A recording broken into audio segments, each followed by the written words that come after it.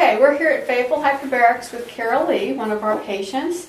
And actually, you are a patient of the Raleigh clinic, is that correct? That's right. Okay, which is no longer there. Correct. So, Fayettevillle Hyperbarics, we're in North Carolina, and we are the only freestanding clinic on the eastern side of the state now. So I wanted to talk to you a little bit about how you got introduced to hyperbarics, and tell us the reasons why you got involved.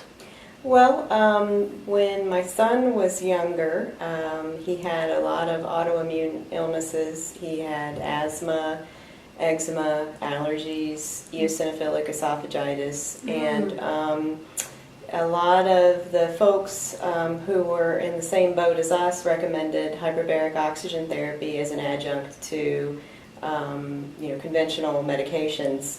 He was on some immunosuppressants, but they recommended hyperbaric oxygen as a natural adjunct therapy to what we were already doing. So we found that the hyperbaric oxygen was actually more helpful than the conventional medications in terms of reducing the inflammation, and he was having some neurological effects from the inflammation as well. And as a result, his development got back on track, and he was able to and basically be very healthy as a result.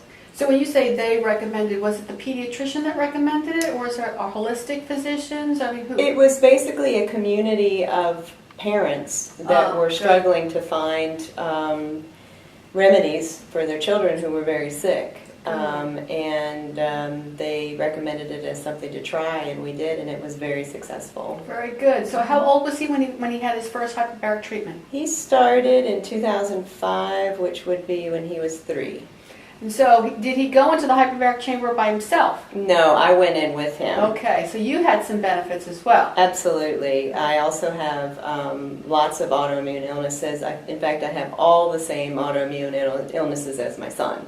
So I have asthma, allergies, eczema, eosinophilic esophagitis, a history of colitis and gastritis, and a variety of other things. And I found when I took him into the chamber that I also felt better. Good. And so, although he's doing great and doesn't need it anymore, he's in remission, I still need it, to feel my best. Well, and how many treatments total has he had?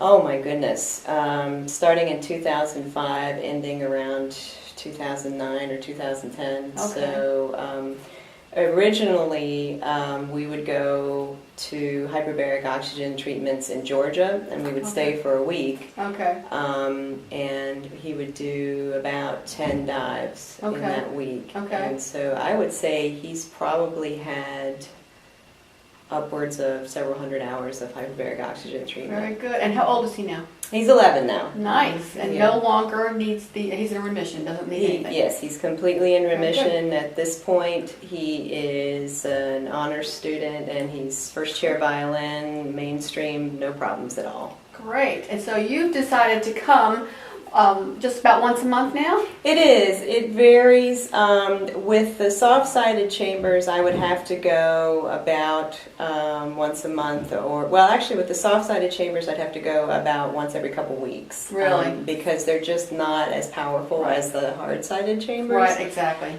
And then when I was going to the Raleigh clinic, I would go every month. And here I can go a little bit longer, I guess because of the strength of the chambers. It's just a little bit more effective. Different. Yeah. So you've been in 3 different types of chambers, one in Georgia, one in Raleigh, and now here in Fayetteville. Can you tell me the differences between them?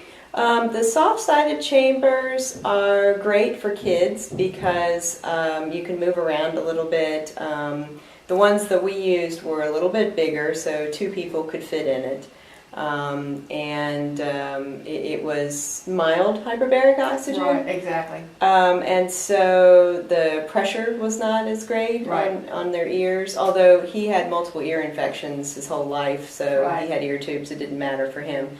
But it was a little bit less expensive, but you have to go more often. So in the long run, it's more expensive to do the soft-sided chambers. The chamber in Raleigh was good. It was convenient. Like you said, you're the only one now, and so I'm driving 2 hours, but totally worth it. But the one in Raleigh, you know, I would have to go a little bit more often because it just wasn't quite the same as this one here. I would say out of all three, this one is probably the most effective for me. And now you had, the ones in Raleigh had Perry chambers. They were the monoplace Perry type chambers. Is that, you remember that? I'm not sure. Yeah, I believe so. And then we have the ETC models, but those are both considered hard chambers, very different from the soft chambers you had in Georgia. Right. And you've seen the difference between Raleigh and here, is that correct? Yeah, it's subtle, but it's there. Okay, good. Yeah, it's subtle, but yeah, with this chamber, I can go a little bit longer. Good. Before Okay. I need to come back and recharge. Yeah, good. And you noticed a difference going down into depth, did you not? Mm-hmm. Yes, Yeah, I which is did. interesting too. Yeah. With these chambers here, I have to go a little bit slower, just Good. because it's a little bit more powerful, I think. So, Good. but that's okay. That's yeah, good. I'll take it. Well, we're glad you're here, and I know you're spreading the word for us about Fayetteville Hyperbarics, and so anything we could do to help you, just let us know, and we thank you for being here. Thank you.